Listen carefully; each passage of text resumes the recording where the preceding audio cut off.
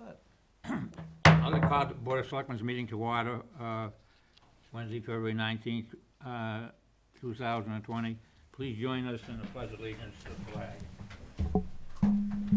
I pledge allegiance to the flag of the United States of America and to the republic for which it stands, one nation, indivisible, with liberty and justice for all. I'd like to advise you too that aware that the meeting is being recorded for use on the internet and a local cable station. I just ask you before you address the board here that you give your name and so we know who you are, and we'll try to keep this as orderly as we can. The first thing on the agenda is Lynn Sweet, LDS Consultant Group, proposed a 40B located at 477 West Center Street. And maybe before you ask or give you the floor, I'd like to know a little bit about Lynn Street Council Group there. Have you done any of these 40Bs, or a little bit of history of where you're coming from? I know you've been here for some work there in the past, right? As far as 40Bs, I remember you coming in. Sure. Yeah, a So- little bit of history and. Sure.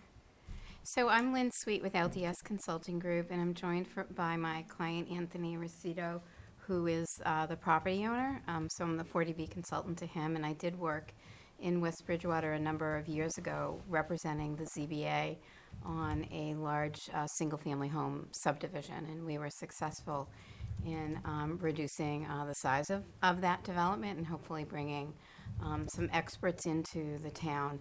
At the time, I think there wasn't a building inspector and there was no planner, so we just offered some technical assistance, and we actually really enjoyed working with the Zoning Board of Appeals.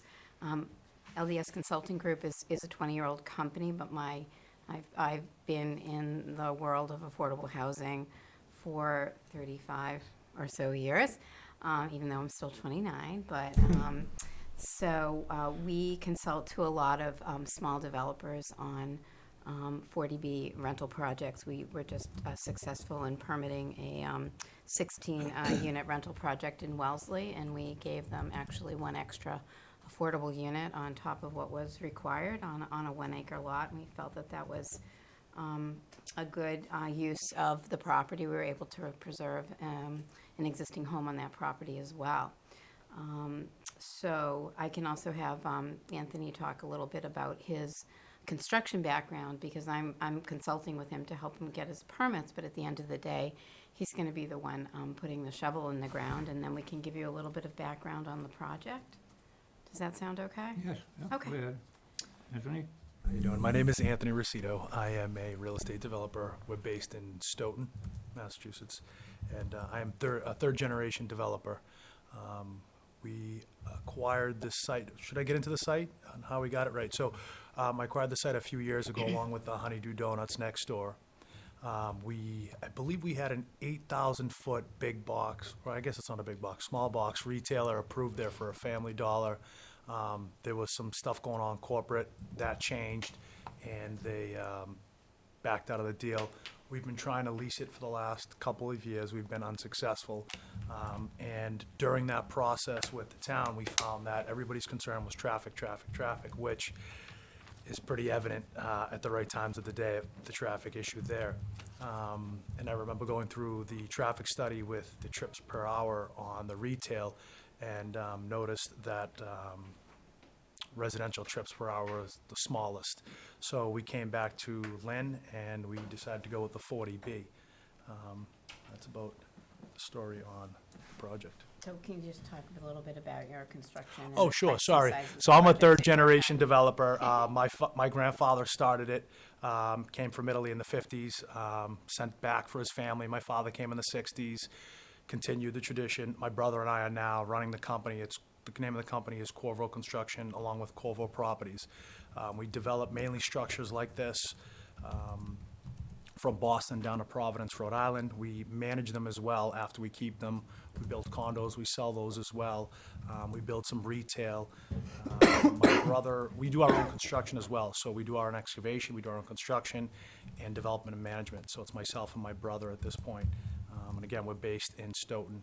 We've been at it, for my brother and I have been at it since maybe 98, 99. Our generation took over, and that's about it. Here we are.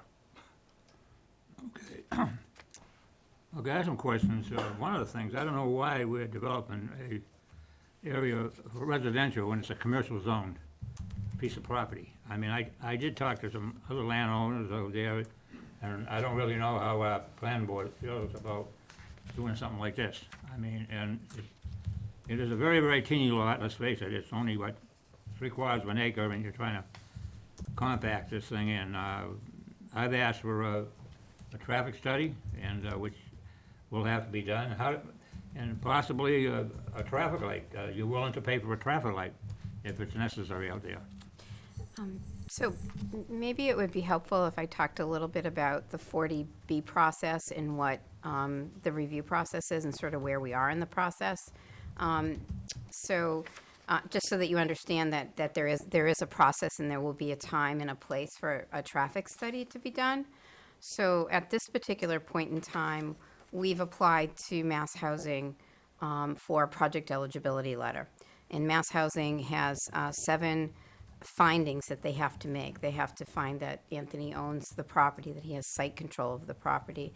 They have to find that the location is appropriate for a residential use, that the building that's being designed is appropriate for the residential use, that it fits in with the character of the neighborhood and so on and so forth. So it's really just the first step in the process. We're entitled to a consultant there. There's about $15,000 there. Yeah, so let me, I'm probably going ahead of you, but if I may. So during the project eligibility process, it's a 60 to 90 day process where Mass Housing is looking at this application. We've provided you with an electronic copy and a hard copy of the application. Within that process, they give the town a first look at the project. So for example, there's going to be a site walk a week from Friday. Hopefully you've been notified of that. And all department heads, anyone who wants to come to the site walk can come, and Mass Housing officials are going to come, and it's going to be their first time, looking at the property. And so within that Mass Housing's review process, the town is given their first 30 days to comment on it. They can gather information from department heads as well and put a letter in to Mass Housing saying, here are the things we'd like more information on. Here are the things we think are great about the project. Here are the things that we think we might want to have done differently. And Mass Housing will definitely take that into consideration when they are looking at issuing what's called a project eligibility letter. So if a project eligibility letter issues in 60 to 90 days, that allows Anthony to file with the Zoning Board of Appeals. So it's the Zoning Board of Appeals, not the Planning Board, that will be the hearing body. And like you did last time, now that you know you might have a 40B coming into the Zoning Board of Appeals, you can absolutely, and we encourage you to get in touch with Mass Housing Partnership and see. I think we did, I'm not sure if we did a training first and then we worked with the board. It's different in every town, but you could have, if there are new people on the ZBA, you could have them do a training, and then once the application goes into the Zoning Board of Appeals, you can have a technical consultant help you organize your peer reviewers. And the peer reviewers that the town can hire during the zoning board process, getting way back to your question, is they can absolutely hire a traffic, we will have, at that point in time, have done a traffic study. When we file with the zoning board, we'll have a traffic study. And I think the plans are pretty far along. They're pretty engineered at this point. But during the Zoning Board of Appeals process, the town will be able, with the developer's money, to hire a peer reviewer for traffic and for civil engineering. So that that is really when the tires get kicked. So the ZBA process is similar to a site review that might happen at the planning board. So that, and the traffic, and just to kind of, I don't know if you want to go into sort of, are you able to bring up the actual site plan that shows the, Absolutely. yeah, oh, no, if you go back them on. So we don't have the traffic, just so that you know, the traffic is not entering and exiting on West Center Street.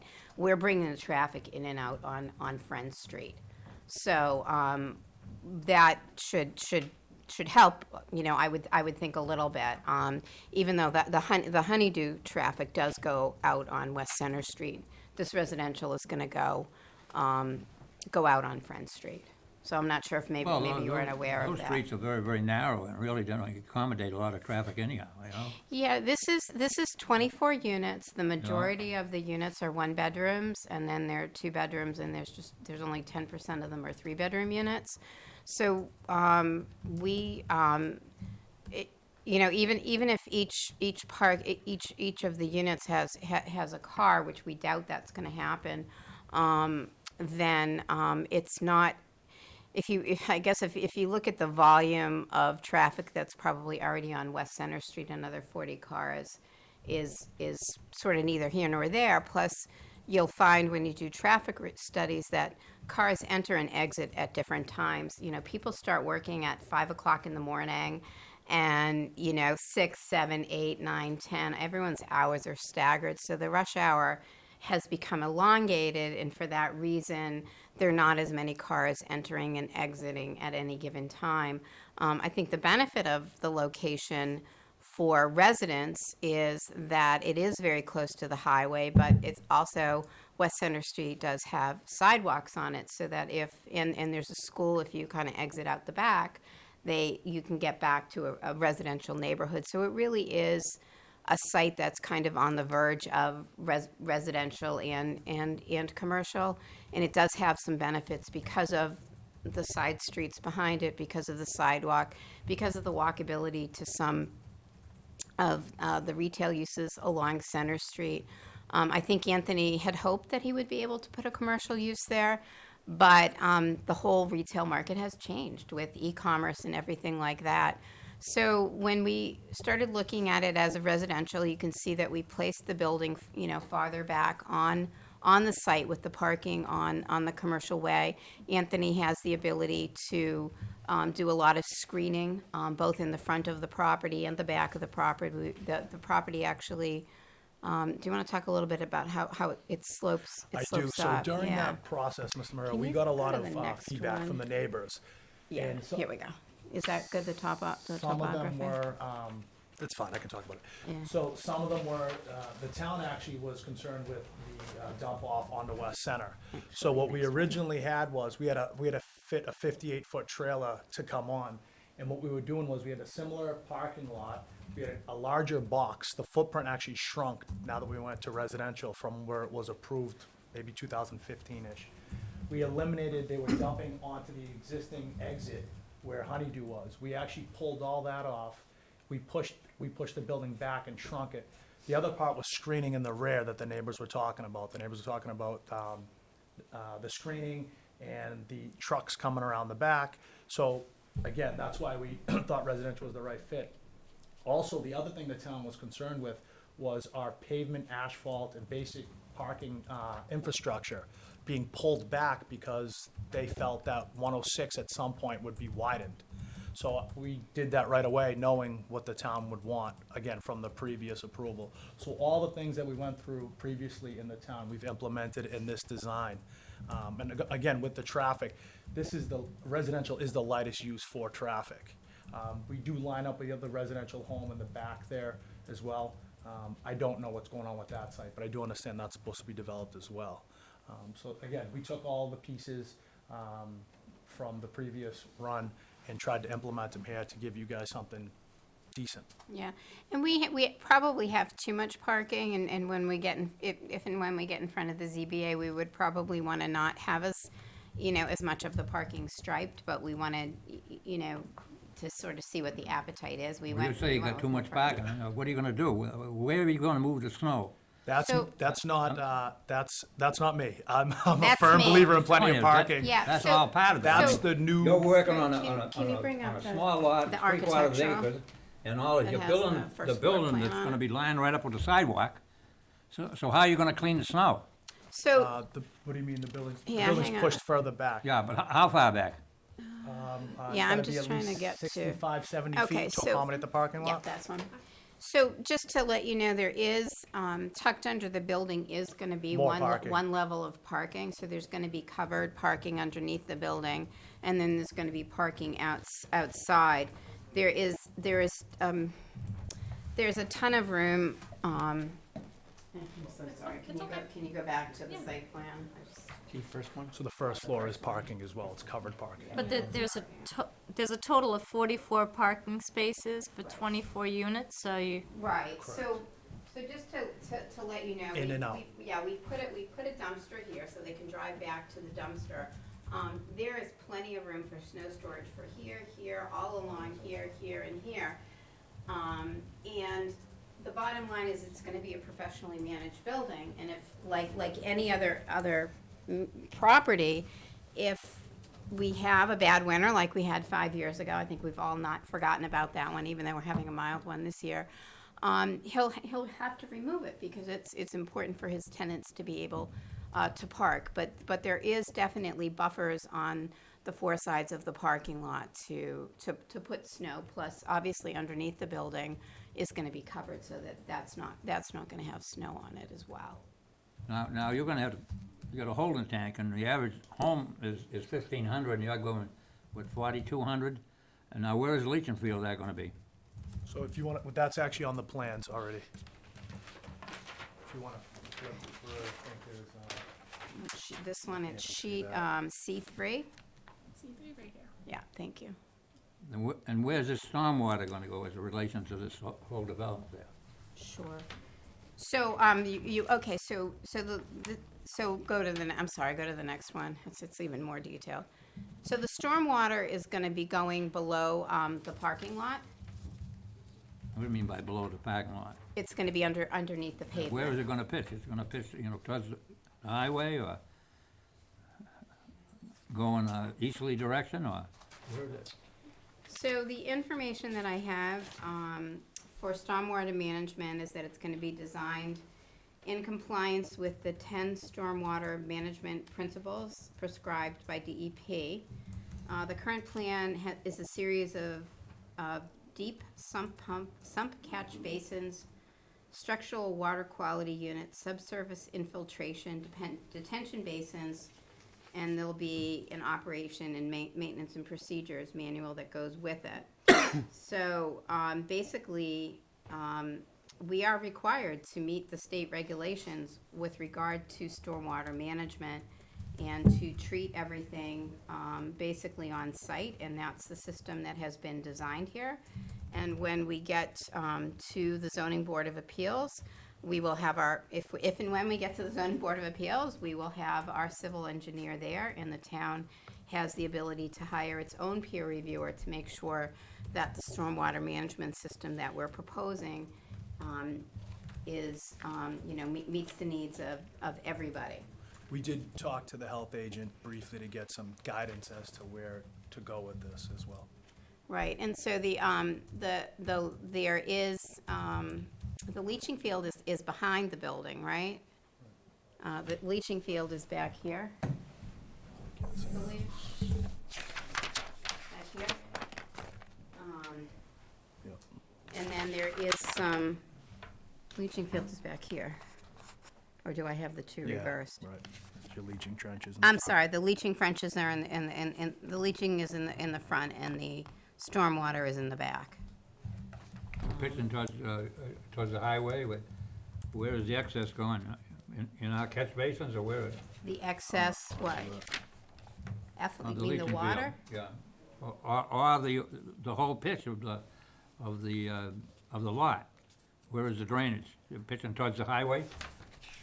I would, pitching towards the highway, well, I think it's all self-contained Yeah. on the site, so it's Right. not, the It's all being treated on site. Nothing will be pitched out, it'll all be self-contained. No, That's- the grass of the neighborhood there, you know, you're gonna build a building that's, what, almost 40 feet high? This is a big building. It'll look like a sore thumb up there. So, if you look at the grading, we're above the street, Yeah. but below the grade in the back, so we're hiding some of the, You're above the street, so you could even be higher than 40 feet. No. it'll actually be less from the rear, so, we're above 106, but below the street in the back. If you look at it, it kind of ramps up. My personal opinion is it doesn't belong up there. The lot is is too small to accommodate that, and you say that the traffic is gridlock up there now, and you say but it comes almost steady all day. During the daytime, I go up there, and I go on there quite a bit, that traffic is not backed up. And trying to get out of Crescent Street is almost impossible. I wanted no left turn, but they insist to leave it the way it is. And as soon as those cars want to go left turn, the whole thing, and the same as Lincoln Street. Now, there's other proposals that are going on Lincoln Street, and we got a big proposal, and all that traffic goes to, into that intersection, empties in the intersection. How much more can that take up there? I mean, we do the best we can up there, but now I talked with the chief of police, and he is against this. I talked to the fire chief, and I says, how are you gonna access this building? He says, well, I can access the building, but with my conversation, access the building from other property. He's got a 110-foot ladder there, okay? Now, if you wanna access the front, you're gonna have to the highway there. I mean, this is not a good location for that, and I don't know why it's being proposed, it's being tried to drill in there, I mean, and like I said, it's still commercial piece of property and trying to make residential out of it there, it just don't make any sense to me. Mr. Mayor, if we went commercial, traffic would be a larger burden, so residential is the lightest burden for traffic. Which is And why part of the reason we headed in this direction. Right, and with regard to the fire department, again, that's gonna be reviewed at the ZBA, but the reality is that the building is gonna be fully sprinklered. It is going to have, Are you willing to pay that, right, that's a big bill, are you aware what that costs? The sprinkler? Yeah, just a permit, it Yes. goes into thousands of dollars. yep. The So- side, You're aware of that? Yep, so the building is gonna be fully sprinklered, it's gonna be fully handicapped accessible. The fire department, we left specifically in the front of the building, I'm sorry, if you can go back to the site plan. that's a lot of stuff. I know, we went we left a space out front specifically, for access for, ambulances, for deliveries, for moving vehicles, that we specifically, cordoned off, striped that area specifically so that we would have a large space. The fire department can access the site from Friend Street, they can access the site from High Street in the rear, they can access it from the parking lot in the front. And if for whatever reason they need to access it from a fourth side, then they can access it from the Honeydew side. So we're not overly concerned about fire department access because that the building will be fully sprinklered with, the hallways will have fire doors on them, the ceiling will be I just fire think rated. it's so much to cram on it's not even a full lot in our zoning bylaws. It's just too much to ask. And I don't see how this is gonna work out to the betterment of this community. An area that's already gridlock up there, you can't move, and I just don't think it belongs there. Well- And like I said, I will be there, the site plan at 10 a.m., I guess, on February 28th. Sure. You're absolutely entitled to your opinion. This is the first time that you've seen this project. I can understand that it's somewhat of a surprise. Well, there's a lot of Anthony, questions here that we really don't have answers to right now, and then once this thing is there, and then the town's gonna have to live with it, yeah, we hope to be able to answer all those questions at the appropriate time. We will have our engineers with us at the site walk. We will be able to answer your questions with regard to the drainage and with regard to the septic system.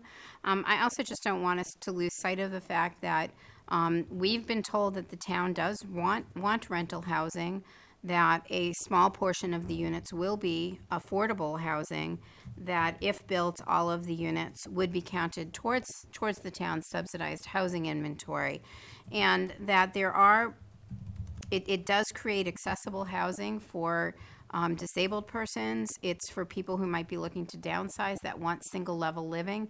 There is really not an elevator building in West Bridgewater right now that a senior can live in and have that be accessible so that they can age in place in town. And the central, from what I feel like, the central location is a good one because they can actually walk down the street and they can go to the supermarket if they want. They can go out the back to the school park if they want. So yes, there is no question that West Center Street is a busy street. I don't think we're trying to tell you that. But we also want you to think about some of the positives that this might bring Well, I just to the think you're trying to community as well. Cram something into it's not even a full-size lot. I mean, it's totally, and you expect the streets behind it that don't have sidewalks, that are really narrow and everything else, and you want to send the traffic out the other way. It's got to come around, and you can't get out on Crescent Street. They're backed up there now, and what are you going to do, send them the other way? On that one. Yeah. I mean, I don't know. I just feel, I want to hear from the other two here. So, How okay. does the rest of them, and then So I'll open up I the can't floor. think of a worst possible spot to try to put a 24-unit building.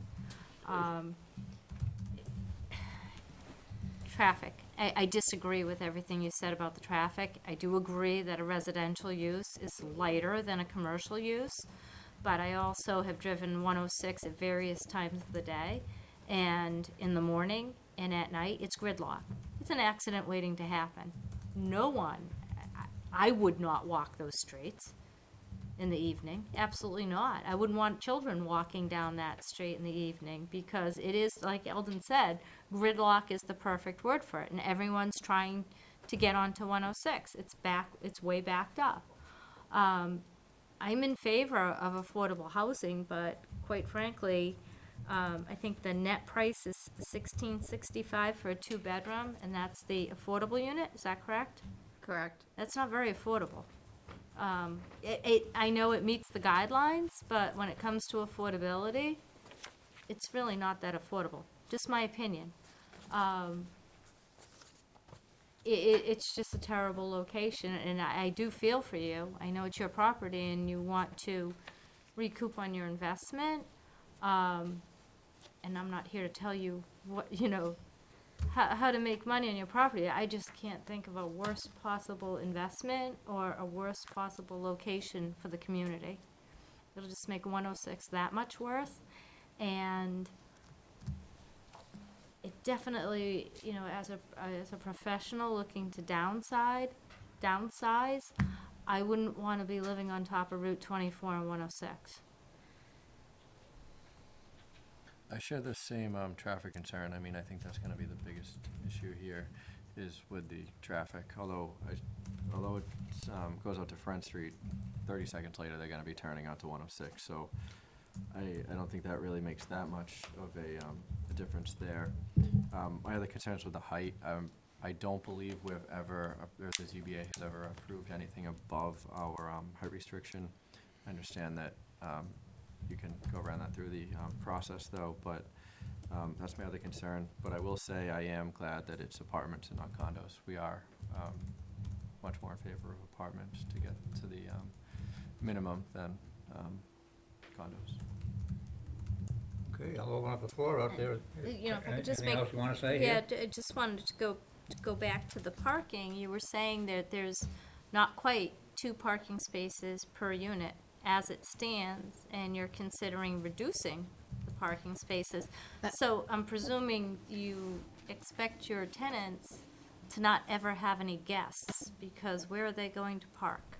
So, I believe the majority of the units are 1-bedroom units, so that those, so I say that, I'm in favor I'm just a person who's in favor of the less parking spaces you have, I believe the less cars people will bring. And I've seen that in a lot of the developments that have gone up recently, that there are vacant parking spaces. And I would prefer to see those spaces grassed over or paved with pavers with grass put in them. That's just my personal opinion, that I personally believe that he has too many parking spaces on it, but that's what we're gonna start with. And if that's what we end up with, then, then that's where we go. I just think that paving for the sake of paving, that's gonna be vacant is not a great it's just not a great thing to do, but In my we will experience do is it. the opposite. When there's not enough parking on the facility, people start to park on the street.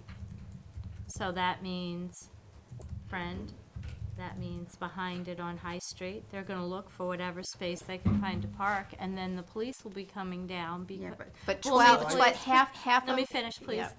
Yeah. Then we'll need the police coming down because they'll be blocking the street. But half of the units, 12 of the units are one-bedroom units. So they're, each have a car, I'm gonna assume. Right, and that's what I'm trying to say to you, and then there's 12 units that are two-bedroom units, so. We also own Two- the two- Honeydew and- site next yeah. door as well, so if there is an issue, I believe in plenty of parking. These are coming, Yeah, I do, this is these my- are studies coming yeah. from the state, Yeah. from people that are a lot smarter than me, that are telling us we don't need all this parking. I will have that parking. We also have the overflow from the Honeydew. I do understand the traffic issue, but I don't believe the answer is just not to build anything. I think the resolution would be to fix the problem as opposed to stopping people from doing things, from my perspective Right. as well. Like I said, we have that ratio right on our site, but again, on the Honeydew, as you know, that whole back row, there's another 25 spots that are vacant on a regular basis. I have a cross easement with both, that it's already in place, so we will have overflow parking there as well. Have you considered eliminating Honeydew to make something that's better proportioned residences to? Yeah, but they're not airing that. So they do have a lease, they have a long-term lease. Long-term. So no, there's no way around them, but that would have been a better use for the site, I would think. We need housing, but I think the town's gonna, if they approve this, they're not gonna get, for the little housing we're gonna get out of this thing and for what the impact on that area is gonna be, it's not worth it.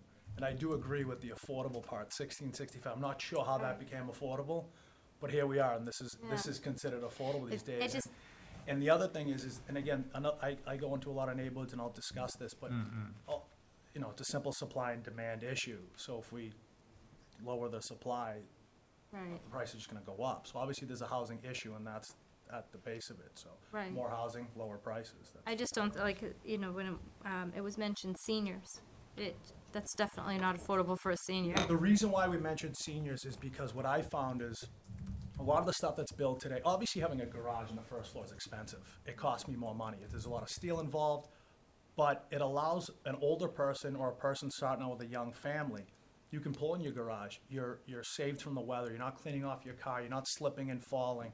So that's why we do things like that. I think that's why Lynn had mentioned seniors, because it's a safer place to live. Okay, anybody else out there? Dave? Yeah, so, I'm gonna be writing the letter on behalf of the Board of Selectmen that'll go over into Mass Housing. So, I've conferred with the board beforehand. Obviously, I'll do it over the next couple of days, because I think the letter is due on March 11th. So, a couple of concerns and questions that I want to ask is, in reference to parking, I recognize what you're saying about whatever the state formulas may be, but you have 4 handicap spots. So that means that you really have 40 parking spots, because obviously those are reserved for handicap only. So if you have 40 parking spots on 24 dwellings, I recognize that you may have some overflow. And if that's the case, then you'll have to make sure the ZBA permits it accordingly. But that would be a really big concern of ours, especially where it looked like, according to the drawings, correct me if I'm wrong, is that it looked like there's only one entrance point and access point to the garage below.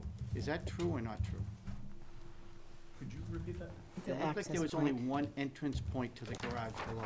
There's only one door. I would have assumed it would have been on both sides, but it looked like it was only on one side.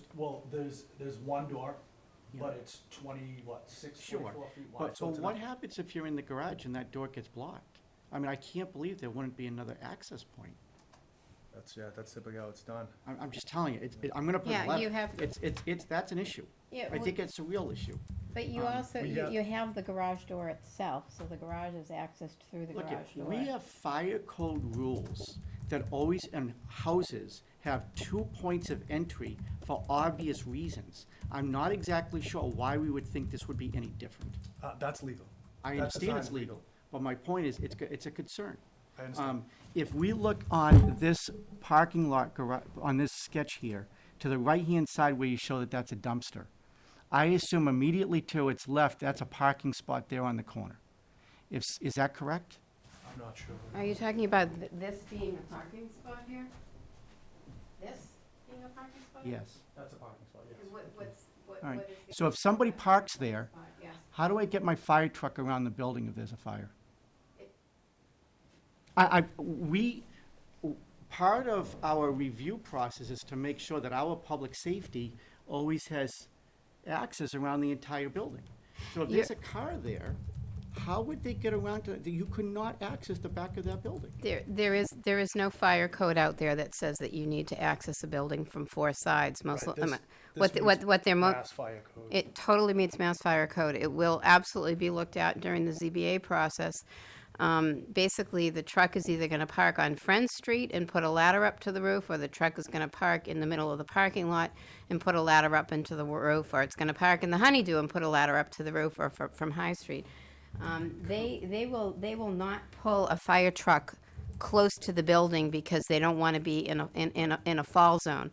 The closest thing that the fire department will bring to the building is rescue vehicles. Right, so- And that is why we left that large spot in the front, so that if they needed to put an ambulance in there for rescue, they could do that.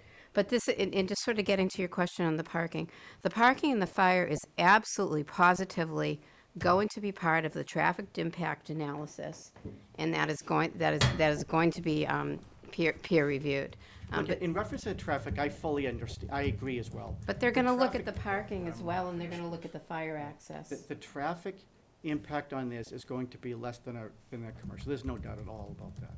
And it's not like we're trying to say that, we're not trying to say, look, we don't want you to build the property. I mean, it's your property, you obviously have the ability to be able to build a 40B, go through the process and all those elements. What I'm suggesting is that we should not, as a municipality, because your suggestions were that we could put the truck on High Street, we could put it on Honeydew, we could put it in the parking lot. So 2/3 of our responses should be on a different piece of property to access that building. No, So No. I would, my didn't point is say that that. I want us to be sensitive to that. So as we go through the review process, I think we have to look at that. I think the fire and the police need to be fully satisfied before we build something. We'll make sure of it. Another element to it is that in order to do the traffic study, there's probably a couple of other studies we may be looking to do as well. I noticed in the pro forma, maybe I read it wrong, it looked like you had set aside $3,700 or so for assistance or mitigation. Is that correct, Lynn? Yeah, that would be Lynn, I'm not sure. $3,700. I have no idea what he's, let me, before I answer, I do wanna.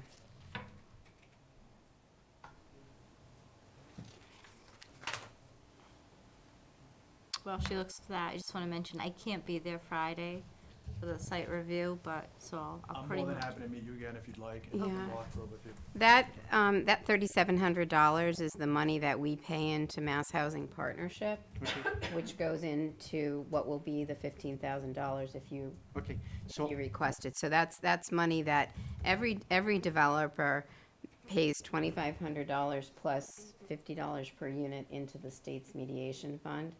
And that's the way that technical assistance is funded. so how much money have you set aside or have you set aside in reference to peer reviews? We put the peer reviews. I think that there was fees to others. We have a $15,000 line for that.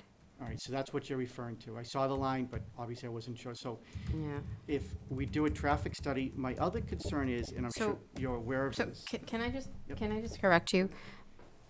we're going to be doing the traffic impact analysis. You're going to be hiring a peer reviewer to review ours. And who's gonna pay for that? Anthony is going to Correct. put it So into a that's why peer I'm review trying to fund. identify where the But money you're, comes. you're not going to be doing the study. You're going to be hiring a peer reviewer to review the study. So the cost of the study is borne by Anthony. The cost of your peer reviewer is borne by Anthony. But the cost of a peer reviewer is much less than the cost of performing the study. I understand I understand the process. Yeah. Are you aware that the Mass DEP Zone 2 for a nitrogen-sensitive area is adjacent to the property? Yes. Yes. So we recognize that it does not overlap according to the GIS system. However, we are concerned because the Mass DEP has never actually tested there. All it is they're from a satellite standpoint, that they're making some assumptions as to where that line is. I believe we had that tested on the last go-around. So that's all I'm at, like, if you have, then we'll have to relook at it. If not, I think we have to. Watershed area or something? Exactly, Yeah, it's we our had all watershed that area, 'cause resolved, yeah. it feeds our Manly pump, well pump area. So we just have to make sure that we're Oh, yeah. sensitive to it. Of course, yeah, no, we'll make sure of that.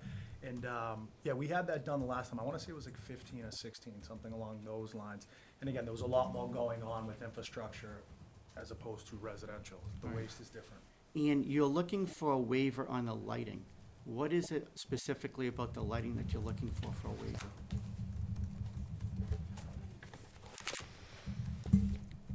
It's, 6.6.2.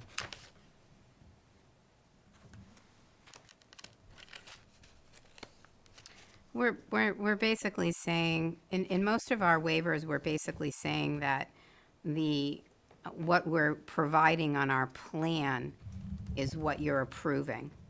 So it's really just, we haven't obviously given you a lighting plan yet. We will be doing that at the ZBA stage. I can tell you that the lighting will be dark sky compliant. Which is probably what the concern is. Yeah, that's Are what I'm you asking. worried about Yeah. them shining on the Exactly. other Yeah, ones? that's not gonna Well, happen, yeah. yeah. They'll be dark sky compliant. we- Every project is We these also days. manage these going forward, so it's not like I build and run away. I'm here, so I'll be getting those phone calls as Yeah. well. So we'll make sure up Yeah. front that all that stuff's resolved and everyone's Yeah. The- around is as happy as they can be. Right, at the ZBA stage, there'll be a landscape, a lighting, and a signage plan that will come in. So that the ZBA will approve as complete a set of plans as possible that will then, at the building department stage, be further reviewed. But I think that we're just saying that everything that gets approved is gonna be what's on the plans that are being submitted to the ZBA, not to a bunch of other different departments. No, I understand the Okay. process. Yeah. Again, it was just when I saw the lighting, there was no explanation for it, so I was just trying to understand exactly Yeah. what relief that you were looking for. And we've been getting away with a lot of lighting on the building as opposed to along the perimeter, because obviously there's a better chance of that. But we'll do that. We'll look at the lighting and where it's shining and the height of the poles and all that. All right, Yeah. Thank you. Absolutely. I know how important that is because I used to problem up on Copeland Street here and I had a National Grid guy. And we made many trips at night. I mean, Yeah. we changed it and then we found that the lights were glaring and we had to cut the wattage down and, you know, it was quite a process. Yeah. To get the thing the way we want it. Yeah. And there was a sub-pole, I finally said, well, why can't we just move that light over on that? That easy. Now everything is fine. Yeah, and again, not to bring that back up, but again, the lighting will be a lot less than a commercial use as well. So everything is less with a residential use. And lighting has changed over the years now Yeah. with LED lighting Sure as has. well. So lights are much smaller to start with, and they're much more focused than they used to be. Okay, I think we've talked enough, but I'd like to, is anybody out back there, Wes, you been listening to us, like to say anything in behalf of this, or? No? I just wondered if there was any thought of putting any type of light on the road there. On which road? Lincoln and 106? So our project wouldn't, I mean, it's 24 units. Meaning a traffic light? Oh, yeah. I don't know that our project alone is going to trigger the need for that. But I can say that basically the state won't give you a light unless you can prove to them that they need a light. So I think it would be hard with our project alone, but we certainly would, be happy to share our study information, with the town and the DPW if there are other projects, going on in town. We can, it's not something that I think our small project would trigger, but there may be other projects that would trigger it in the conglomeration of all of them. But it is very strange. Either you need one and they give you one, or you don't need one and they don't give you one. And some of it is kind of a getting a line and a process kind of a thing. This is almost like a project that working down Route 44 down in Middleborough there, where they're building a bridge over everything on it, because everything is gridlock. And they gotta do that, and they're spending billions of dollars to do it. Yeah. And we're in that situation right on 106, with everything coming in. Yeah. Well, sometimes we find, we use Jeffrey Jerk as our traffic engineer. And sometimes we find that when we bring in an engineer, sometimes they do look at light cycles, and sometimes they do look at turning radiuses and whatnot, and they can actually offer some suggestions that can be helpful. And conversely, we also find that when we go through the zoning board of appeal process and our plans are peer reviewed, we think that also improves our plans as well. Okay, well, thanks for coming in. We'll let it go now through the process with the zoning board of appeals and the rest of the thing. And anybody got any questions, can attend those meetings. And the board get any they want to put in. And Dave, I know, will be there, and certainly okay. Thank you for your time. Thank you so much for your time. Thank you. Leave these here probably, huh? Yeah.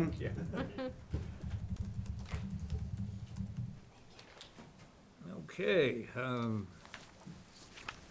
warrants, boards, and selectmen business of the annual town meeting. Open the annual town meeting warrant. Is there a motion to that effect? So moved. Is there a second? Second. Okay, so the town meeting warrant is open. Set the closing date for the annual town meeting warrant. Yep, so I would ask the board to set it for April 3rd, which is a Friday, April 3rd at noon. April 3rd, Motion to set the closing date for April 3rd at noon. Second. at noon, huh? Second. Any other discussion? At noon, okay. Approve the minutes of January 22nd, 2020. Motion to approve. Is there a second? Discussion. All those in favor? Aye. Accept meeting minutes of February 5th, 2020 review, for review. Motion to accept. Is there a second? All those in favor? Aye. Aye, okay. Budget hearing, Annie, up front, please. Budget 1610, okay? Now, this is a busy year for you, Annie, just, I can see you talking to you and discussing some of this stuff, right? It is a very busy year for me. I have 4 elections in 2020, and the federal census is in 2020, Yeah, so it's very busy. yeah, and the usual thing, we'll have you run down and, and explain exactly where the changes are gonna be. Okay. Maybe that's the easiest way to, You want to start, we'll start with the town clerk's budget? yeah, town clerk's budget, yeah. Okay. So the first 2 lines are salary. Line 5112 is Sharon's salary, and that's contractual. Line 5110 is my salary, and as you can see, I'm asking for a 3.5% raise. 3.5%, okay. Then 5140 is longevity. Sharon is entering into her 6th year of employment with us, so she now qualifies for $300 in longevity. And I get $500, so that's gone up by $300. Then the line 5191 is my career incentive. That's the CMC that I got last year, and that's a state law. It's $1,000 a year. And office supplies stayed the same. Pretty much everything else has stayed the same. Board, do you have any questions on our budget? I just have a question on line 5112. So that 6% increase was in a contract? Well, what happens is she has one more year where she gets a step. Oh, So she's gonna okay. get a step, actually, May of this fiscal year. So then when you increase that and then put the percent of the increase, it looks like more. I'm Thanks, seeing Andy. a decrease of office supplies. Is that? Yeah, last year I came to you and asked for $2,100 to purchase some software to do a boards and commission program to help with ethics and oaths and open meeting. So I purchased that last year. So I don't have to purchase it again this year. I just have to pay $495 for the technical support, and so it's gone down by that $2,100. Okay, any other questions? You're doing a fine job, Annie, and I know you put a lot of time in there, and we really appreciate what you do with it. Oh, thank you, thank you. All right, if there's no other questions, entertain a motion to send this on to the FinCom. So moved. Second. All in favor? Aye. Thank you. You didn't want me to go over? Go over election registration, yeah. Okay. Yeah. So elections and registrations, the first line, 5111, is appointed officials. That's your board of registrar, plus my stipend that I get for doing elections.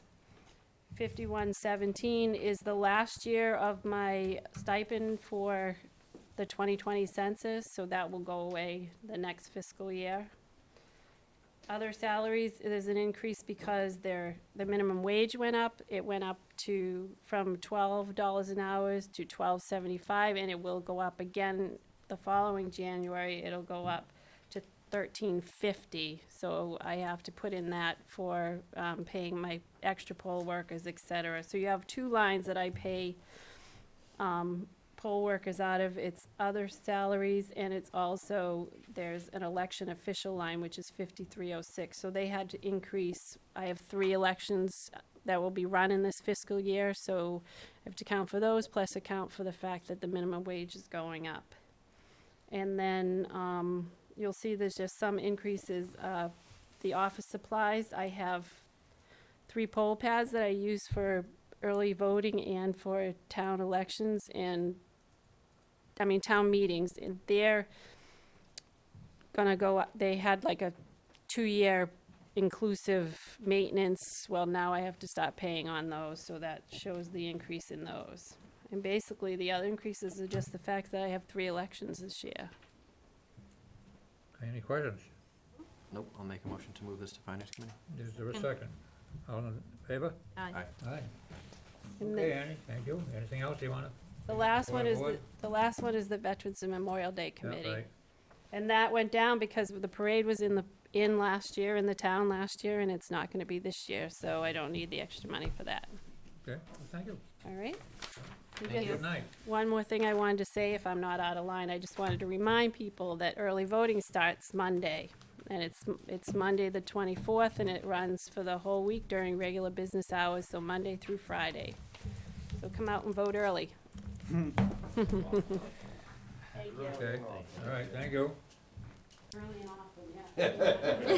Oh, yeah. Well, like, welcome to Water Department, budget 4,500, and so, as usual, where the changes are, and, All right, so, line 5111 is contractual for the salary. 5112 clerical is contractual also, she's getting a step raise, plus the cost of living. 5113 is contractual also. 5118 office manager is contractual. 5130, we're going up in our overtime. We pretty much spent a lot of it prior already this budget year, just going through half the year on our new flushing program, so it's estimated that since everybody's getting raises, that it'll go up also. Plus, I haven't made it even through the year yet, the other half of the year, to see how we're doing. 5140 is longevity. There are 2 people currently receiving longevity, so it escalates each year.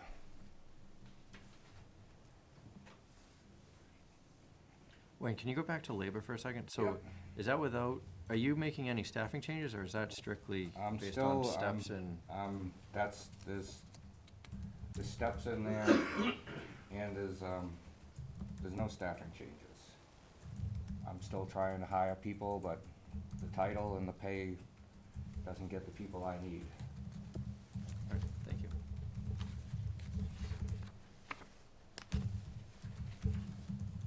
5190, allowances and stipends. I had people acquire higher licenses, and I'm still waiting to hire people so that they'll fill in the licenses that are just required to be here.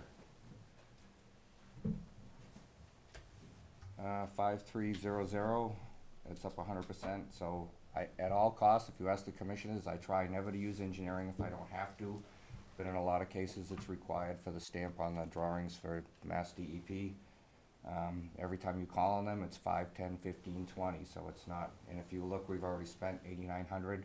That's not an up-to-date expense at this point in time, so we're already exceeding what I'm asking for. But looking at the projects going forward, I have a project that we're gonna try not to use engineering on and keep within that budget.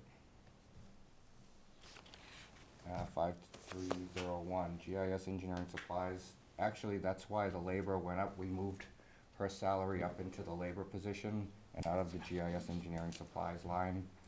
So that's why you see that going down, but we still have fees incurred in that, and there's equipment that's also needed in that. 5303, data processing. I don't have any control over that. That's done externally. It's what we do, and I'm always just trying to stay ahead of it. 5309, that's the town. I don't have any say in what happens with networking.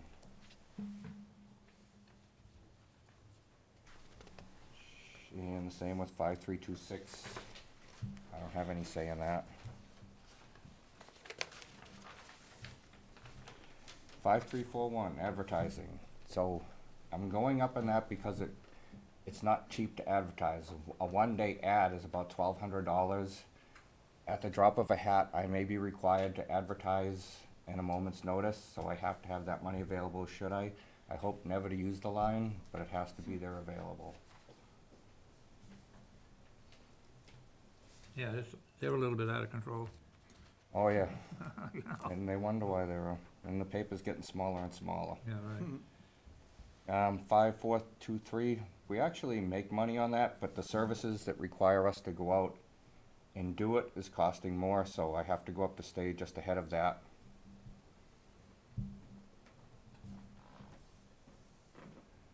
5801, tank inspection. So I had one of my tanks inspected already, and as you can see, it was done in 19. It was 4460. That was a small tank.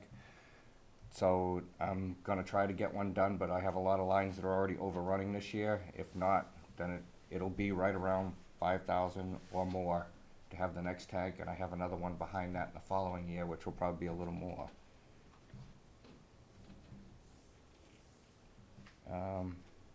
5962, police details. We kind of ran through that with our new flushing program. They're a great help to us out there. There were actually a couple of incidents that happened around us, and it was good to have them there. New well principal. Oh, I don't have, those are loans. I don't have any control over most of that.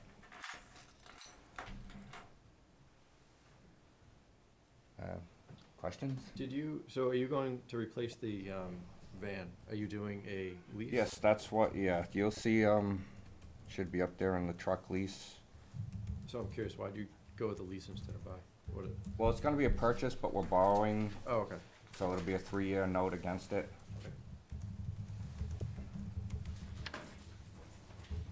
Any other questions?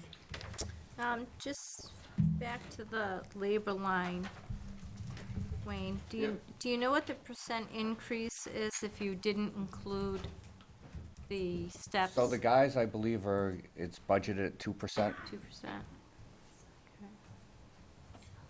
Okay. And the line 6082, so are we paying off, the $25,000, is that to pay off principal. When we were purchasing all of those No, water that's meters? that's a payment on the note. On the note for water meters? Yes, we borrowed to buy water meters, Okay, so that was a 10-year note. okay. And how are we going to start gearing up again to replace water meters on an annual basis versus So they going have a out? life of 20 years. I'm expecting to, at 15, to start replacing them, then we're not gonna wait for them to expire this time. Okay, So I have reminded the commissioners that it's $1 million plus program when it does occur. okay, And there'll be some hard decisions, because there's various types of meters. Every time, we've actually got the whole town for once in its life on the same meter system, which I've been here 14 years and it hasn't happened until now.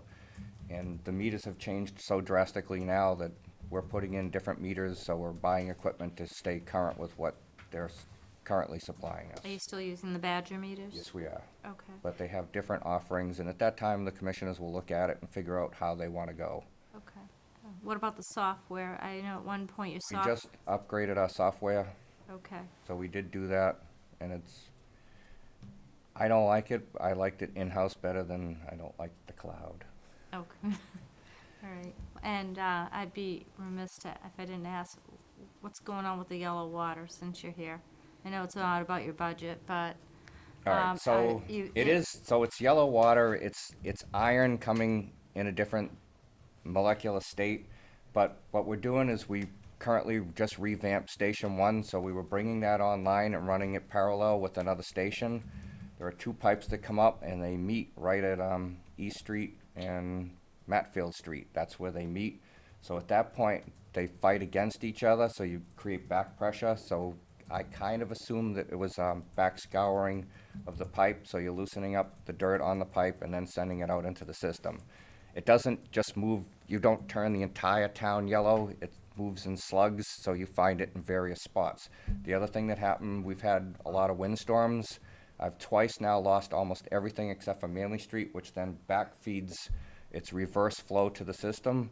So it back feeds the entire town. Well, now you're once again scouring the pipe, so you're sending dirt out. So I worked through this past weekend, 2 weekends ago when it occurred, I worked through the entire weekend to bring the system back up, and by Monday morning, we were back up at 100%.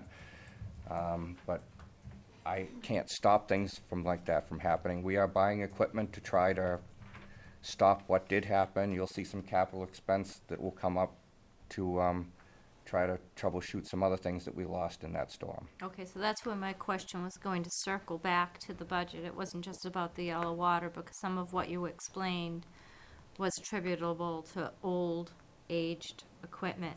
Well, it's So not those are- age, so when the power went out on that Friday, Yeah. it didn't just go off. Somebody took the light switch and they went on and off like 10 times. Well, you can't do that to my electronics. Okay. It just doesn't take it, and we phased on one of the wells, so we lost a well. I'm currently having it replaced. Well, I'm having the pump replaced, but So these will be capital investments, it's- capital expenses. most of that's already happening, but you're gonna see a capital expense to try to prevent that phase out again. Okay, all right, that's what I was looking for is, with what's been going on with the system, how you were able to maintain your budget, but it'll be done through capital. Yes. Okay, How are you looking on the revenue side? So so the commissioners have been looking at that. We're not, so you have to look at how the money comes in, and it comes in various stages, but on the basic rate does not cover what the basic expenditures to keep the business going. So, will you be okay this year, this current fiscal year? So we have a surplus if we should fall short to stave it off, but the commissioners have been discussing and are still in discussions what will occur around that. So you're reviewing prices for next year? Yes, so in The the, problem is the surplus didn't come from right. the residential customers and the business customers, industrial customers paying for their water bills. It came from what we collect in tie-in fees that's supposed to pay for the bonds for the new wells. So, and we collected extra money for the sprinkler systems that pays for the painting of the tank, the mortgages on that. So that's where the extra money came from. It didn't come from, we're actually $200,000 short of meeting this year's budget from what we collect in water rates. So if usage had met the projection that the engineer gave us 2 years ago, we So, wouldn't be where we are today. My assumption is that usage has gone way down as so well. his projection for rates was, Not he rates, wasn't. usage. All right, usage. I'm talking just usage. Usage is his- way down. Right, well, it's rained every third day, if not Right. every second day, so Yeah. usage has come down, and people have responded, it costs more. Your electric bill's gone up, your heating bill, everything's gone up. And just like the water, if you use it, it's gonna cost you money, it's not, Right, but I just want to be clear that this. usage the is down, yes. Usage is way down. And that's what DEP wants to happen. Right, and we knew that would happen if Yep. people started to conserve. We knew that would happen, and we knew then the rates would have to be adjusted. Correct. But my concern is the usage that was happening 2 years ago was extraordinary. I don't know why. Well, it was a It drought. was extraordinary. That was a drought year, so everybody, even though they were warned repeatedly that the rate had gone up, they still watered their lawns night and day, when you're not supposed to water in the day, but they don't. So I think if there was a moderate increase and usage stayed the same, it wouldn't be as much of an impact as to what happened Well, a you few have to years temper ago. it, because you can't tell what's gonna happen with the weather. It's not, Right. it's cyclical. Hopefully, we find a happy medium, but the idea is not to charge forward to cover everything. You wanna find a medium and see if you can't work your way through it. So what are you thinking about for a rate? What number are you tossing around? That would be for the commissioners to We, answer. we haven't discussed a specific number yet. All right.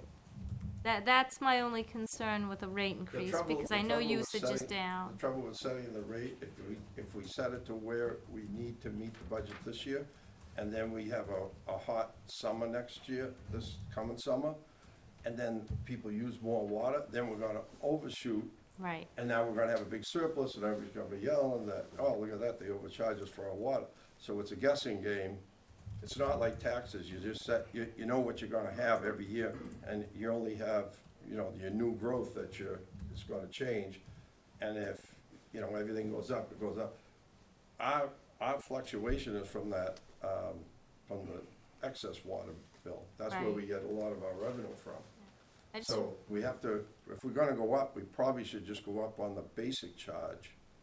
So we can count on, not on the excess amount, but we know what we're gonna get. you'll have a steady revenue, a stream Right. that you can forecast Yes. with versus a variable that could Right. go, someone's Right. bill could go right through the roof. Okay. Yeah, I figured it was coming because I know the usage has been way down It over the is past couple of way years. down. Well, I'd just like to say, a lot of times, like, we come in there and they come in there, well, my water's colored there, and I have a very, very good talk to crew. If there's some of that thing with board members there, could go directly to the commissioner. Because we have no idea what you do a great job there. I mean, there's so many different things that you're involved in, and these things do come. But they really think, the way we're set up here now, and a lot of people think we got a lot of power. We don't have the power that these Right. people think we have out here, okay? They're separate boards, they're elected, Right. and those are the boards Right. and straighten out if there is a problem. And sometimes it's not even a problem, and it's blown out of proportion. And it makes everybody look bad. And, I think overall, I'd like to applaud you, that you do a great job. With each Under complaint, it doesn't circumstances. matter if I hear from the same person one time right, or right. 1,000 times, we go out and, I only care contacted of you it. 500 times. I Yeah, didn't do it's 1,000. How about our pipes up there? There's a lot of them, been in there for years. so our pipes, so we use a sequestering yeah. agent that molecularly captures the minerals to carry them through the system. Right, Our pipe, I've opened up 100-year-old pipes, and they're just as good as a brand-new one that you're putting in. So our pipes are in good condition, they're not tuberculated, they're very good. It's just that if you reverse the flow, or you have a hydrant, if there's a fire and they charge the system, then you turn it turbulent and you stir up the system. And I can't just go out with a broom and sweep it off. I have to work it out of the system, and I have to find it. It moves around. It's a loop system, so it moves around the system. and you're just trying to find it. But every time somebody calls in, we log the call for the complaint, and we go out and we flush hydrants. And if people, I make sure that we're seen out there doing that. It's not, we're not just sitting back. It's, if we get a complaint, we're out there, because I don't want to hear from people. When I turn on my faucet, I want to fill up the coffee pot, and make coffee, and it's with clear water, not with water that already looks like coffee. Well, thank you for being responsive Well, to the, and you're drinking the same water we are. Yes, I am. thank you for being responsive and putting up, you know, Yeah. a detailed explanation, and Kerry's posts about when the flushing's going to occur is helpful as well, so you're Thank you doing for a all good you do. job. Yeah. Thank you. Okay, Bud, David has a question. David. Just one item of note I want to let you know is that because it's February, I still don't have all the rates for health insurance and for property insurance, so the budget is level funded. But just as an FYI, as we go through the budget process, I'll inform the water department what it is, so you'll see those numbers move accordingly. Okay, thank you. I'll make a motion to pass this to the finance committee. Is there a Second. second? All those in favor? Aye. Thank you. Thank Thank you you. for your time. Okay, moving along with the budget, the Board of Health, budget 5110, the next one up. Hey, Darlene, how are you? Okay, As usual, Arlene, if you have any changes or? to make Okay, any so changes, Board of Health, Yeah, on 5112 clerical salaries, that is contractual. We did go with the 2% increase as we were asked. 5119 health agent perk test, again, that's contractual. Allowances and stipends, contractual.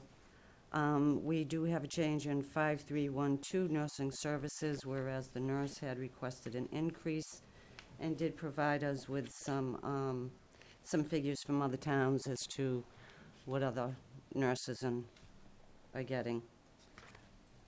And that's it for Board of Health, the questions? only change. Nope. No Nobody? questions. Nancy, questions?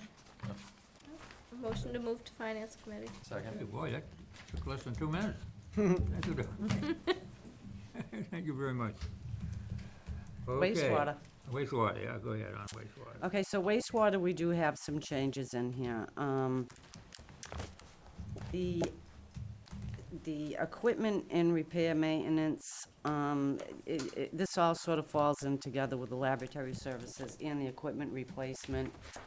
We've had a few problems with a couple of the pumps, filters, those type of things at the schools. We have to have a camera come in and go in and fish some things that are going on in there. So we need some increases in those lines in order to be able to keep this thing up and running. Okay.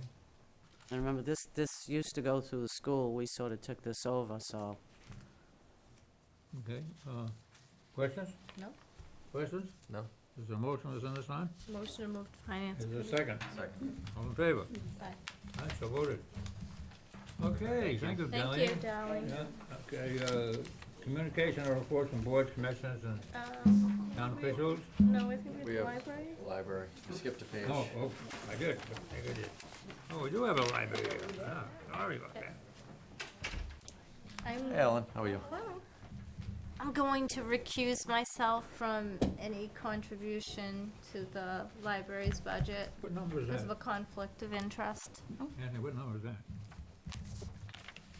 Don't have it on here, huh? The Do I budget need number is to 6100. explain my no? Okay. 6100.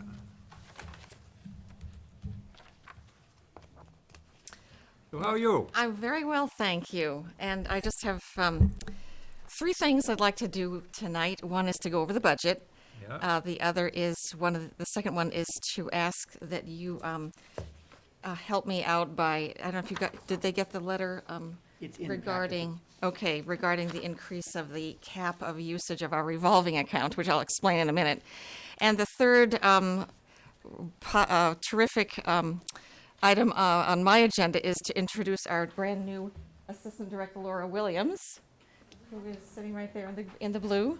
welcome aboard. Yep, she's going to be starting on March 2nd. We did a thorough search of all qualified candidates, and she was absolutely the best best one we could get, and we knew it would be great for you guys to meet her and to introduce her to the town. I invite everyone to come in sometime during the first few weeks of March to get to know her. She comes with a great deal of experience in management, organization, and technology, and customer service, so I'm thrilled to have her on board. And if you didn't know, Jed Phillips, who was my former assistant director, is now taking the reins in Bridgewater. So he is now the director of the Bridgewater Public Library, and we're all very proud of him and feel that, you know, he did well by us, and we by him as well. Okay, Yeah, okay. so the budget is actually pretty straightforward. The first two lines obviously are the salary lines and clerical lines.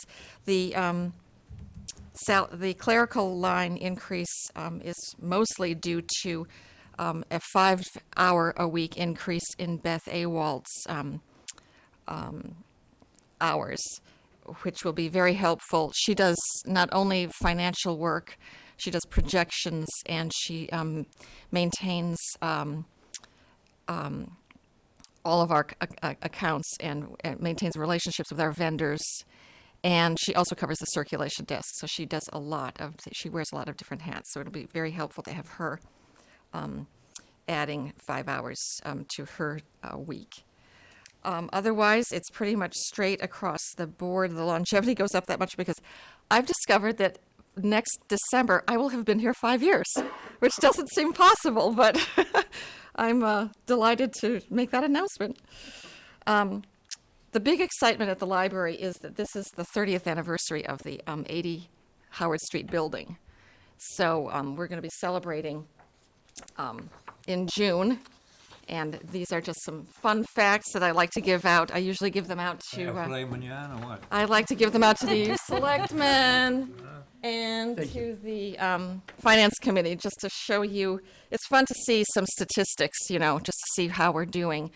We're a busy place. We have about 130 kids who come over after school to fill our building in the afternoons. So we do a lot of, we wear a lot of different hats all week long. And I just thought, you know, we don't have to go over that. It's just for your interest. Thank you. Yeah. And so then, in terms of the other big news, aside from the 30th, is that we did, as you know, the town has done an energy audit under the leadership of Michael White, and he got us our audit recommendations back about a month and a half ago, I think it has been. And I had already started replacing lighting panels with new LED panels, even before I got the energy audit. We've been saving a lot of money by doing that, and I'm excited to say that a lot of the funds for those, for the work we're doing on energy conservation, is coming from our fledgling passport program. So it's been, you know, I know we talked about passports last year, but it's, you know, we've been doing it for a little bit over a year now, and it's been very, very helpful in terms of, I've tried not to let it, it's one of those things where, you know, you have no idea how many passports are going to be, what the demand is going to be from month to month. It does fluctuate a little bit, but it's the type of thing that I can use to do capital expenses. And so I'm very happy to announce that we will not be asking for a capital line this year because we really don't need one. We're going to be using the passport revolving account to do the two big projects are the energy audit work that we were told to do in terms of the lighting. We want to do added weather stripping to the front and the side doors. That we can't do that until the warmer weather. And then the bathroom, the public bathrooms and the floor in the side hallway in the public bathrooms are badly in need of repair, and we're kind of waiting to hear from Southeastern Regional to see if they will do it for us. They came in and they took all the specs on it, so we're just kind of waiting to hear if they can actually do the work for us. We're sort of excited about working with them, and so consequently, I'm really trying hard to keep my budget very, very frugal. So we always have to go up a little bit on technology. replacing computers and adding some, some things in terms of our Wi-Fi capability. And then our materials expenses, obviously, we have to maintain a certain level in order to qualify for accreditation with the state. But I've tried to keep that down as tight as I can make it. And you may not to get too deep into the weeds, but we are supposed to have 19% of our budget be for materials. But because we're open so many hours, we get they have some flexibility. So we usually try to shoot for 16%, which is a considerable savings.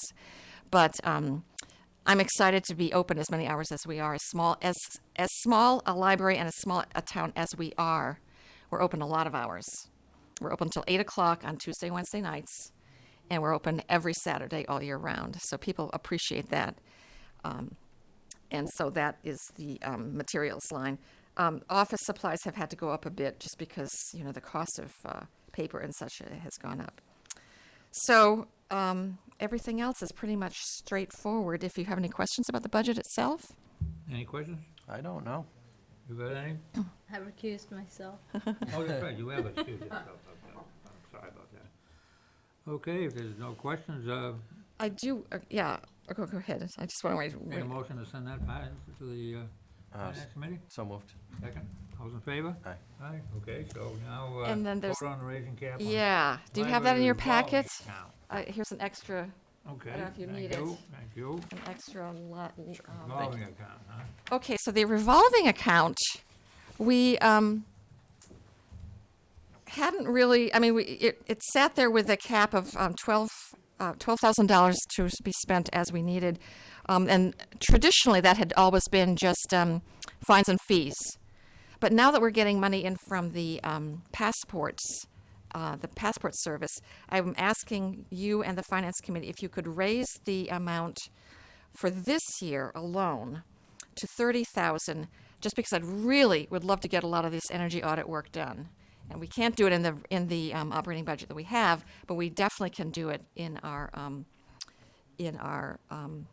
revolving account. So it does require a vote of both the Selectmen and the Finance Committee in order to do that. I think this is a good idea.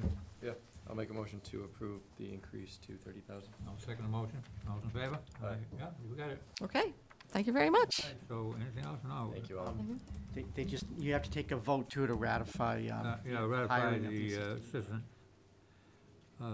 Williams, Laura Williams. motion to that effect, So moved. second. All those in favor? Aye. Yeah, we got it done. Thank you so much. Okay, thank you. Thank you. Yeah. Okay, budget hearing, accountant. Yep, so if, I'm going to handle all of these other budgets, and if it's okay with the board, because they're all small and basically all level funded, Yeah. I'm just going to go through all of them, and then obviously if you have questions, just let me know. Yeah. Budget 1350, the town account is up around 2%, namely because the, one of the members there is now going to qualify for a longevity increase.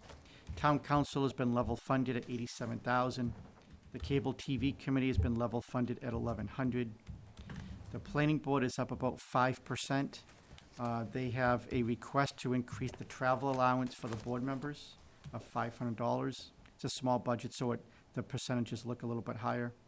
The Board of Appeals is level funded. It's up 1.6%, but that's because of the 2% increase to the secretary. The Rent Control Board, their budget is level funded, up 1.8%, but again, that's because of the 2% increase to the secretary. The ADA Committee is level funded at $500.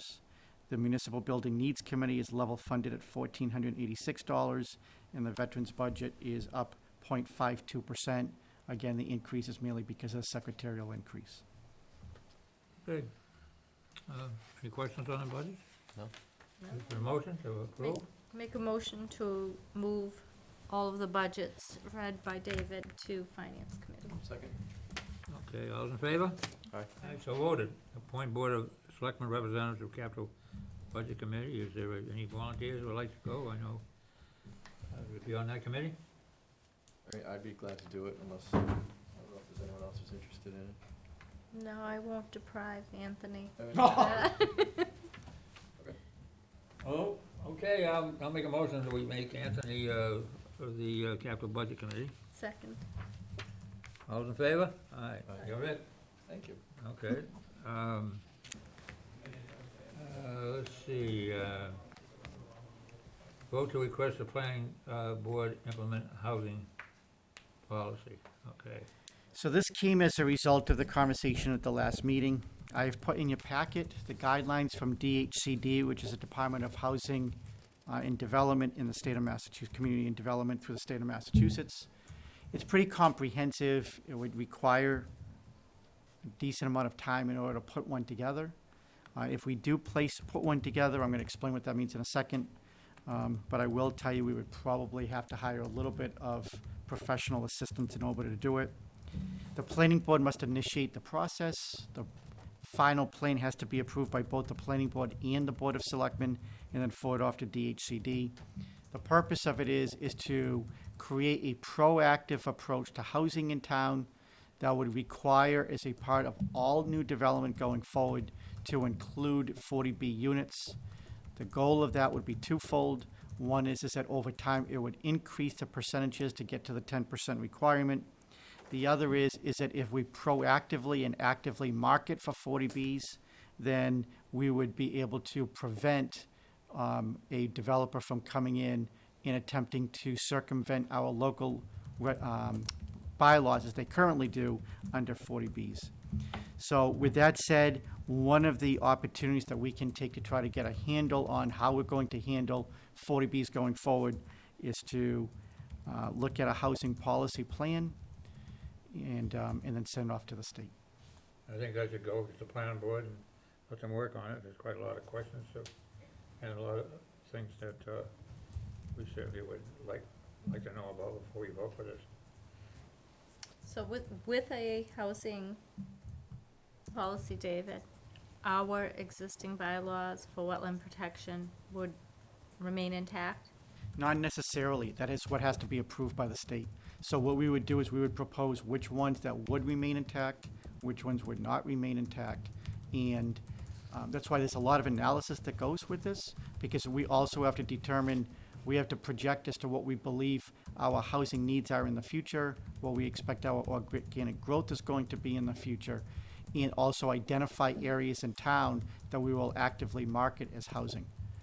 And then with that, we then bring it to the state, and the state then will make the ultimate decision. In theory, we could, if, again, I am saying in theory, it may very well be that we could approach the original plan with, we do not want to encroach on any of our local bylaws, and in return, we will aggressively market doing A, B, C, and D. And then the state will then take whatever position it's going to take. But again, that's why there are organizations, as we met Lynn Sweet earlier, who represents 40Bs, both for the town and for the developers. There are people who specialize in this, who know exactly what DHCD is looking for, and I would think the best thing we could do is consult their services so we could write it as aggressively in favor of the town as possible. So this might be a way of building in some of our thoughts that in certain places a 40B just doesn't fit because of the wetlands, because of the area, the traffic, or whatever. But in other places, a 40B would fit. That is correct. And I say a 40B, I mean a large development. A small development that has some affordable, that's typically not an issue. It's when you get into the larger. Right. However, I understand what you're saying. The one thing I would like to make sure I counsel the board on is as follows. This is not an affordable housing plan. This is a housing plan. That means all new housing, affordable and non-affordable, will have to fit within the criteria of this plan. So the point is that we will then be requiring all development coming into town that plan on building only traditional housing to include a certain percent that would be affordable. And the reason that's pertaining to your question is that we are not going to be able to say affordable units can only be in this section and development for traditional homes can be in this section. Because if you allow traditional housing to be built in this section, affordable units will have to be part of that as well. Yeah, but I should have probably rephrased that. I'm looking more towards a smaller development versus a larger development. With a housing plan policy, that would affect both. That is Doesn't correct. matter if it's 5 or 50. That is There's correct. going to be a certain amount that will have to be affordable. That is correct. How has this worked out in other towns? Because this isn't something new. Other towns have implemented it. So, to my understanding is that it's worked out to the benefit of the town from the standpoint that they control now at a local level any proposal specifically as a 40B proposal and require them to follow the local bylaws. So that part is a positive.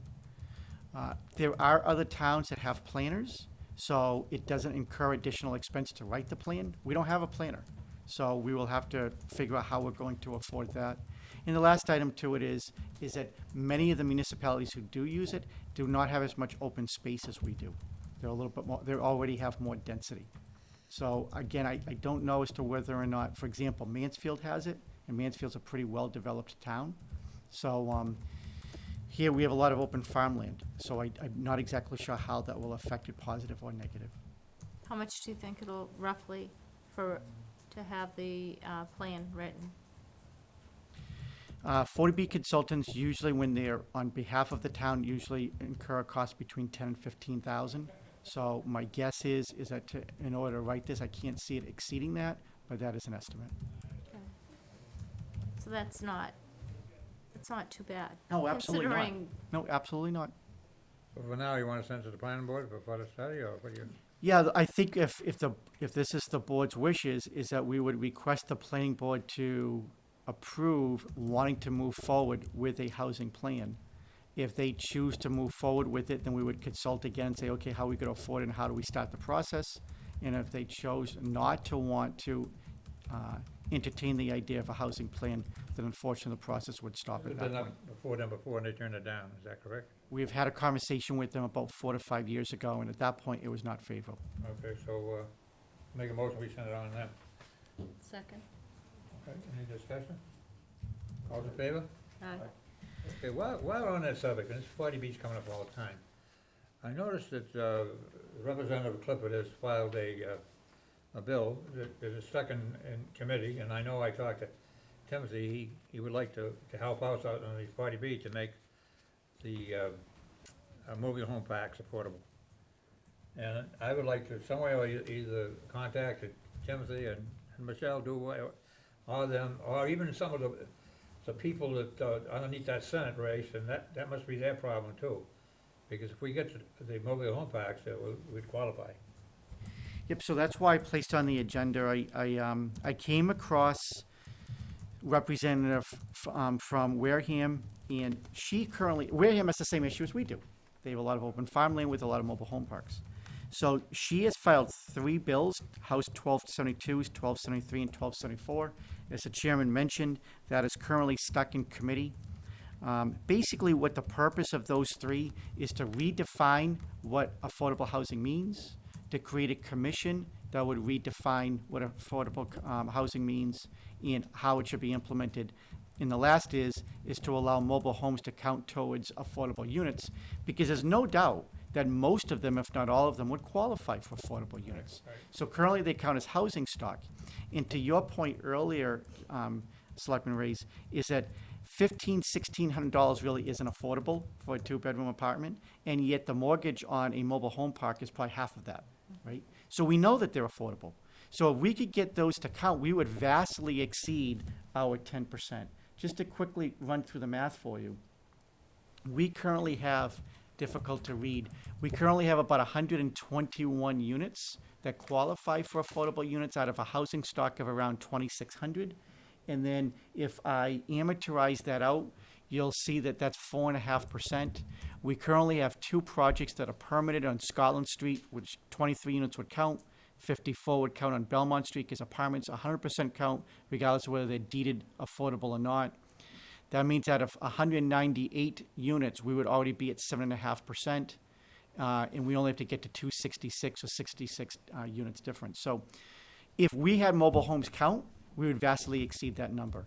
So although I think that a housing plan could be something that potentially could become fruitful, and I say potentially because it's a long process, is that if we were able to jump on this legislation and partner with Wareham and get our delegation to partner with them as well, and potentially get other cities and towns involved, if we can move this bill, then we would exceed 10% overnight, and we would not have to require further development in town.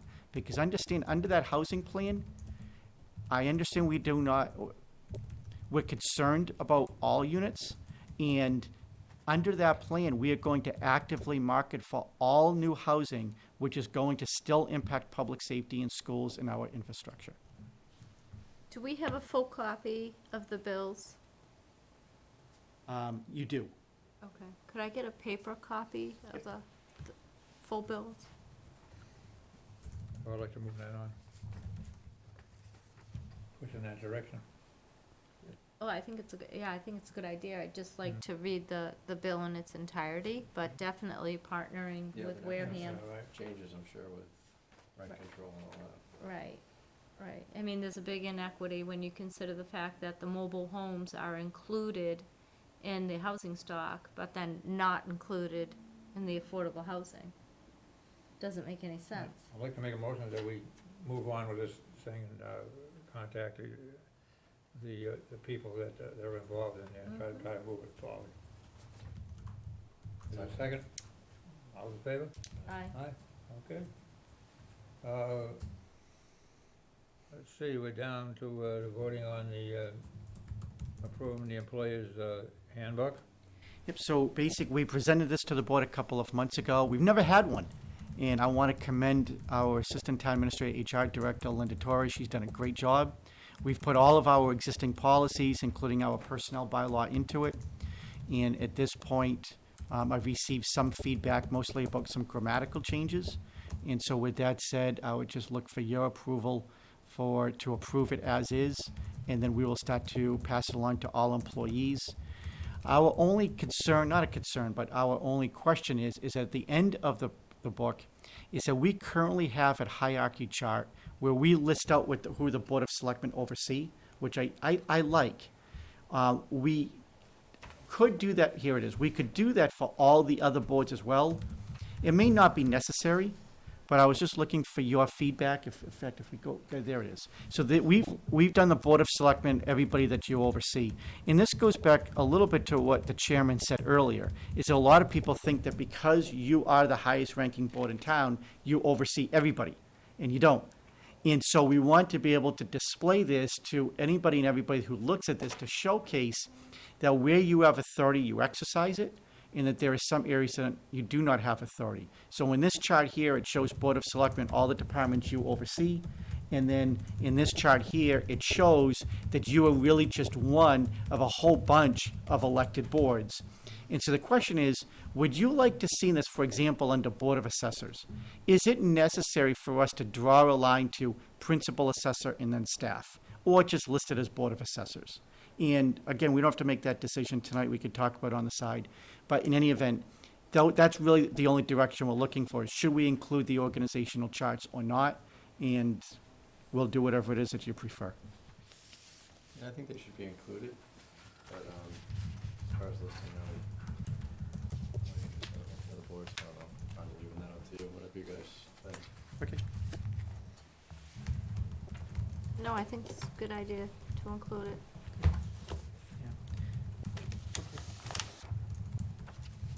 Then at this point, I would just ask you to take a vote on the handbook as presented, and then we'll start the process. Is there a motion to that effect? So moved. Is there a second? All in favor? Aye. Aye, so voted. Thank you. Thank you. Okay, vote on Chris Iantelli's resignation from the Open Space and Recreation Committee.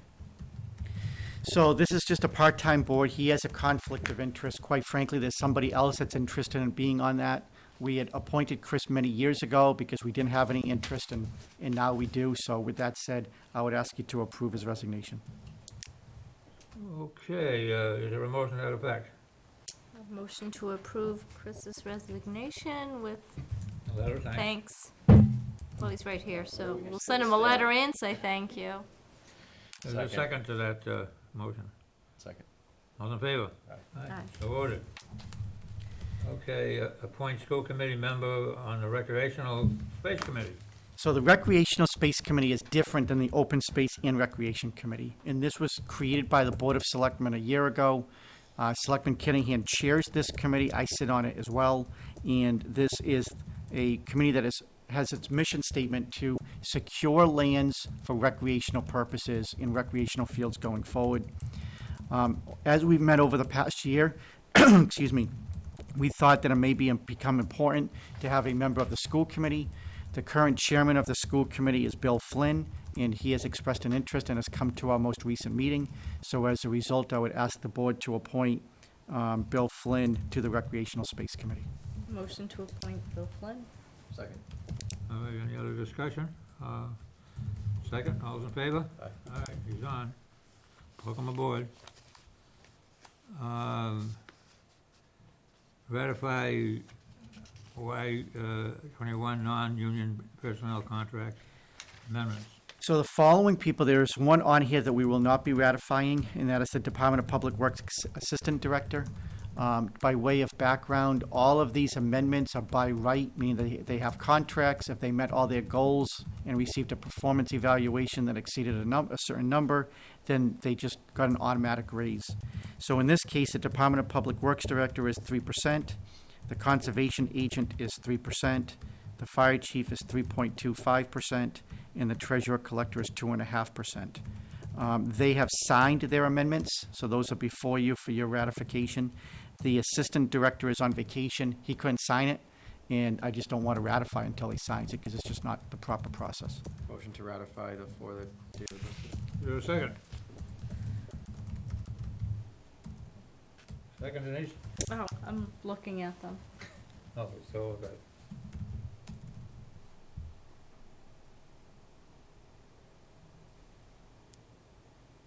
So just a question, when these contracts were negotiated, were you looking at ranges? Yeah, so we The did. salary? We did, and what we did was we allowed everybody to receive a 2.25% increase, and then if they did their goals and a merit increase, they would cap out at 3.5%. The salaries at that time were actually under market. However, as we've gone through this process 3 years later, we are now at or a little bit above market, and that's why this board has already made a decision that going forward, the raises are not going to be as lucrative as they have been in the past. And how long are these contracts are for, how many years? These are all in their third year. They were Oh, 3 years. So this is the third year That is correct. of these contracts, and then there'll be new ones? That is correct. Okay, I'll second. Any other discussion? All's in favor? Aye. So voted. So on that note, I'm in the year 3 of my contract as well. I asked the board in executive session at last meeting if I could roll over into a new 3-year contract, mirroring exactly what we discussed. My first year is 3.5% based on the old guidelines, and then in year 2 it's 2%, in year 3 is 2%, which was what we agreed on all department heads. So that contract is before you at those numbers. Okay, is there a motion to this effect? So moved. Is there a second? So just for clarification, we're voting on the 2%. You're voting on a new contract. The first year is 3.5, and then it's 2, and it's 2. It's a whole new contract. Oh, okay, Nothing else changed except for adding the last year at the 2%. okay. Second. Any other discussion? All's in favor? Aye. So voted, thank you. Ratify the election workers, Gary Keys, Jane Hatch, and Catherine Turner. So moved. Is there a second? All's in favor? Aye. All right. Mosquito control budget. So this is just an FYI to the board. We don't have any control over it. We get automatically charged this from the state through all of their expenses. It's up $1,637, not a lot, but it's up 4.3%. Again, every community just receives it, and you're required to pay it as part of the process. So again, just an FYI to the board as to what the increase is. Okay, communication reports, from boards, commissions, and town officials. Any communication? Anything for the good of the order? Everything seems to be working in order, and people seem to be working with each other. And I think we had a fantastic year and hope to continue in the new year here. Corresponding to public to determine the course of action. Chris, do you have any comments out there, or? No, okay. All right. Public comments? Okay, we'll go to town administrator's report. All right, thank you, Mr. Chairman. First two items is just the use of town-used property. I've signed off on both of those. They're annual events. Letter C, I'm going to table at this point because I have not received the proposal from the billboard company. D, just an FYI to the board, it's unfortunate, but we followed procurement laws. You may recall that this past year's town meeting, we received a 5% matching grant from town meeting, about $3,200 for a $60,000 to $70,000 capture exhaust system to protect the fire department from having exhaust fumes inside the building. We did our bid. We have determined that the best bidder, and I'm not going to name names to make it sound like there's anything disparaging, but we felt that the best bidder through the process was the one that was more expensive. Again, the federal government was making up the difference, but we did our due diligence. Our deputy fire chief actually reached out to 40 different departments to receive references and recommendations. Ultimately, we want to award it to the bidder that was a little bit higher. They filed a bid protest. I spent Thursday in Boston with the Attorney General's office going through the bid protest, and we are awaiting a decision. I will tell you that her reading of everything is that because they were both responsible, is that she is stating that the procurement laws do not allow us to determine who is more responsible or code word for better.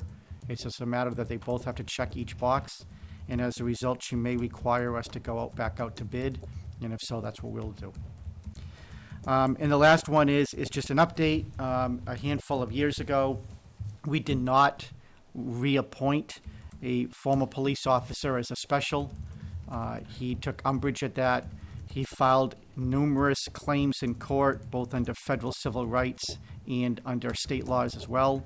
And we just received an update that on all 12 counts, the town prevailed. And that's my report. Okay, thank you. Is there anything else to bring up before this meeting, before we go into executive session? No. Nothing, Anthony? All right, this is kind of lengthy. Executive session motion, February 19th, 2020. I would entertain a motion to enter into executive session, not to return to open session, for the purpose of conducting strategy sessions in preparation, contract negotiations for non-union personnel, specifically the council agent director, the building inspector, vehicle maintenance supervisor, the assistant town administrator, HR director, and to consider the purchase and exchange lease value of real property, specifically Stony Road, map 24, lot 175, owned by Greg and Susan Smith, and to consider the purchase, exchange, lease value of real property of undisclosed property in town, which for the time being will remain undisclosed so as not to compromise the negotiation position of the town, since in my opinion as chair, strategizing in open session would have a detrimental effect on the bargaining position of the town. I'll call a roll call vote. Raise. Cananius. Maria, yes, we are now in executive session. Thank you for listening, and good night.